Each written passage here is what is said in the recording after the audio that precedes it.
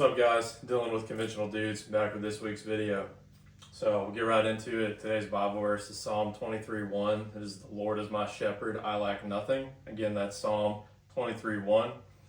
So we're going to do a continuation of that kind of fitness series that I did in last week's video.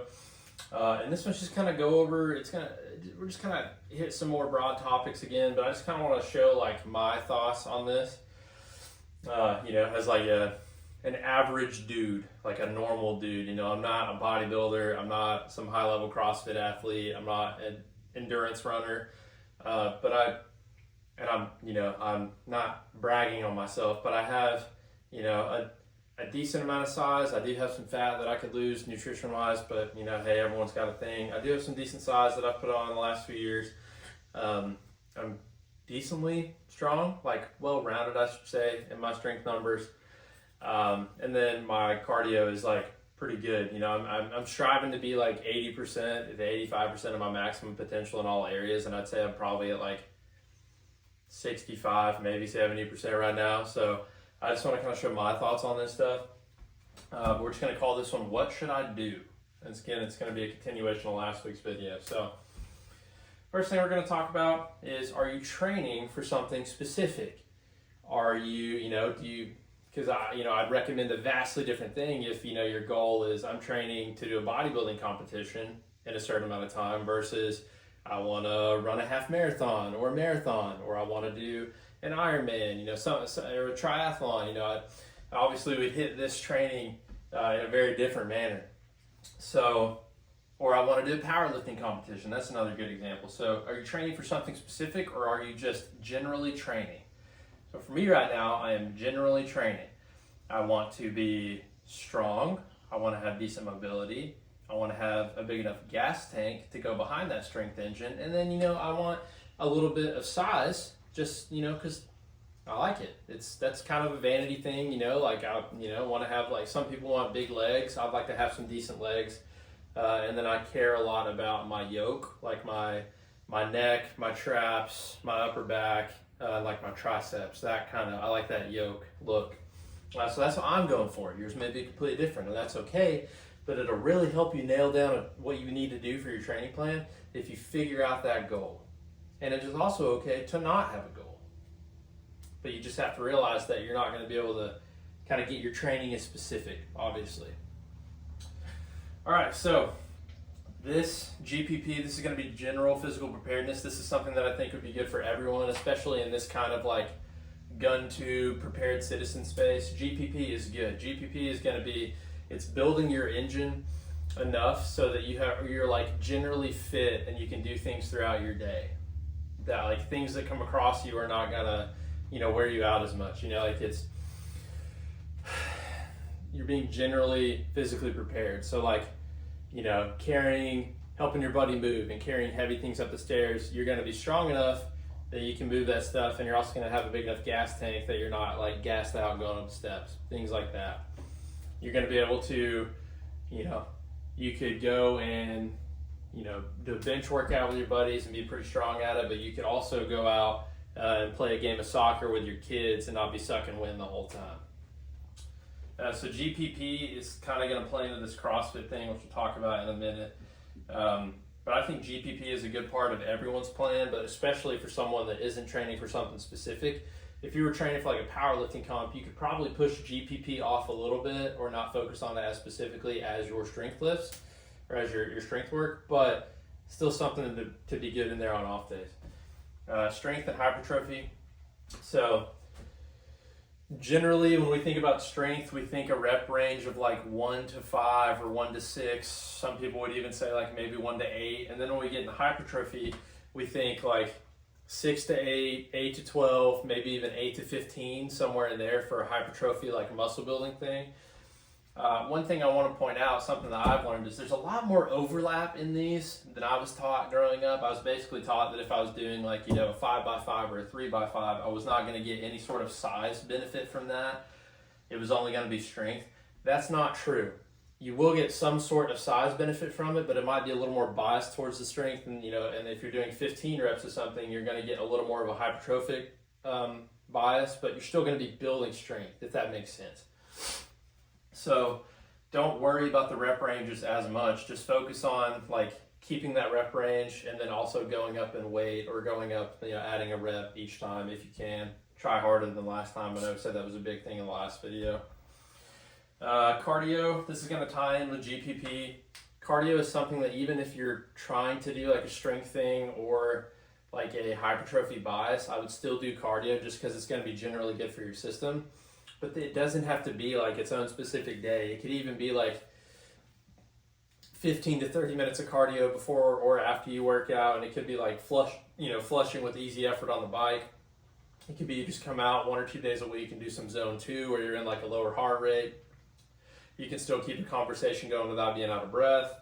And that could be on the bike, a walk, a vested walk, an incline walk, a Stairmaster, rower. It could be anything. But cardio is just something I would generally keep in my plan, just to help keep myself healthy. And also doing cardio and building that gas tank size will help you in your hypertrophy and your strength work, because it'll make you more enduring in those actions.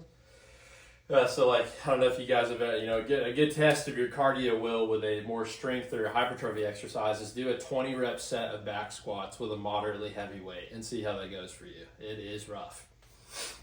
Okay. And then a point about CrossFit. So CrossFit appeals to a lot of people because you get a program. And if you pay to go to a gym, you get a team. So these two things, you get a written program and a team, you get that accountability. And that can be good for some people.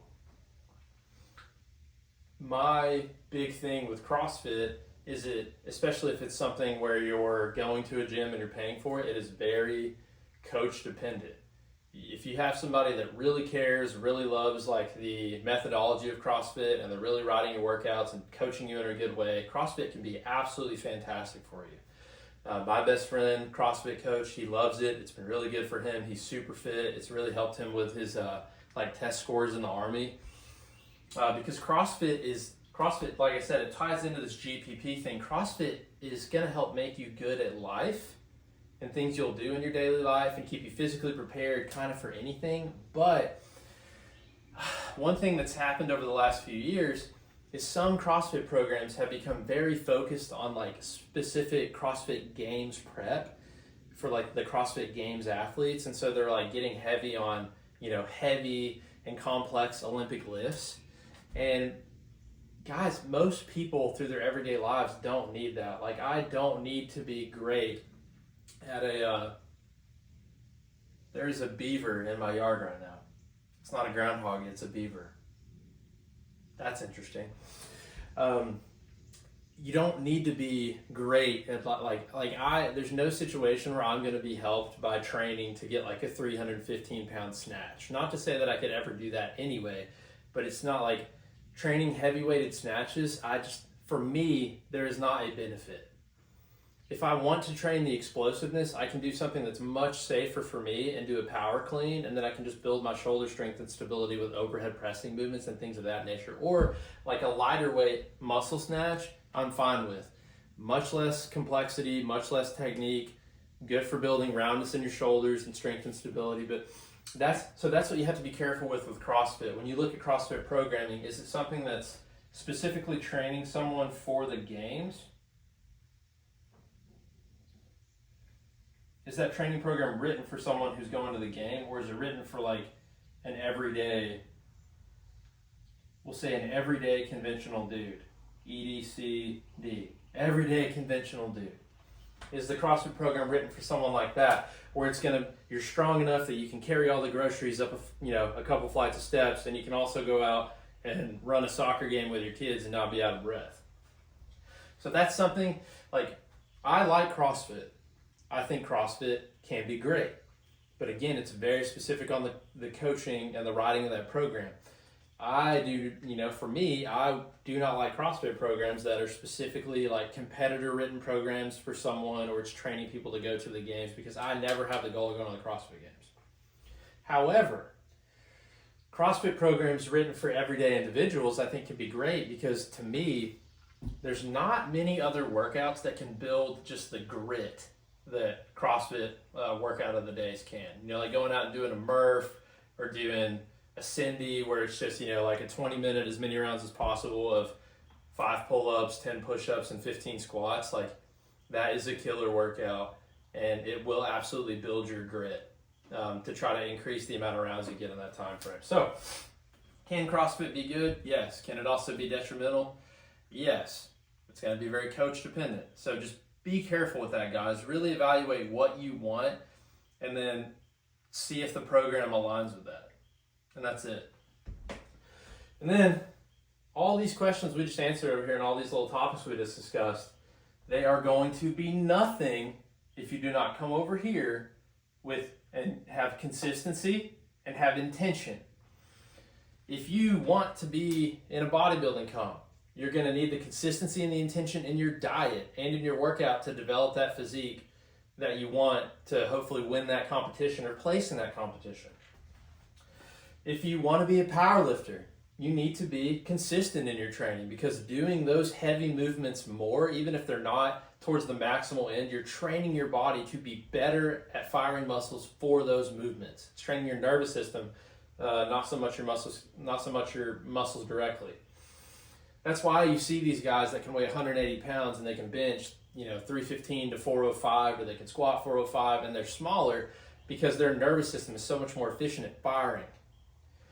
So that's where that strength aspect comes in. And then for just being generally fit, you need, again, consistency. Like, even if you had a guy that he comes in and say his chest workout is like a heavy press and a fly. If he comes in and does 2 sets a week on that press and on that fly, like 2 of each, and he's doing it with intention, he's progressively overloading, he's going up in weight, he's pushing himself, I would bet on that guy 10 times out of 10 over a guy who has the optimal plan but program hops or doesn't come in consistently or isn't following it with his diet. He could have the most optimal plan, but if you're not being consistent and acting on that plan, it does not matter. A suboptimal plan with consistency and intention will be better every time than an optimal plan without those 2 things. So say all that to say this. Find a goal, even if that goal is not having a goal, like being generally fit. That is okay. That is what I do. I just want to be generally fit. I want to be able to play sports with my kid, and I want to be able to, go out in the shed on the weekend and bench with the boys and still do good there. I just want to be a well-rounded human, a useful human. That's okay. But find your training specific thing or your goal. And then these are all aspects of things that can help you get to that goal. So it could even be something where you subscribe to maybe a CrossFit program online so you can get the workout of the days written for you and you don't have to fool with it, because there's a lot of those that do it pretty cheap if it's just a workout of the day. And then you could add strength work on top of it or add hypertrophy work with it. You can mix and match these things, guys, depending on what your goal is. But the biggest thing, again, I want to hammer this home, the biggest thing is consistency and intention. The biggest gains I've ever gotten in my life was when I knew what I wanted, so I had the intention, I came in and I did it, and I was disciplined enough to just come in and do the work, and then I had consistency. I just kept showing up. You don't have to have a bunch of workout days where you're 100% perfect, but those 80% days, even down to the 60 and 70% days, those adding up over time is going to be way more beneficial than having half that amount of days that are just perfect. It's just how it is. So, you guys like this video, please comment, like, share it, subscribe if you're not already. I appreciate all the support. If you guys have any questions, please ask them in the comments. And again, I'm not like a professionally certified college educated coach or anything like that. This is just stuff that I've learned over time, and this is kind of my perspective on things. Consistency, intention. All right, thanks guys, see you soon.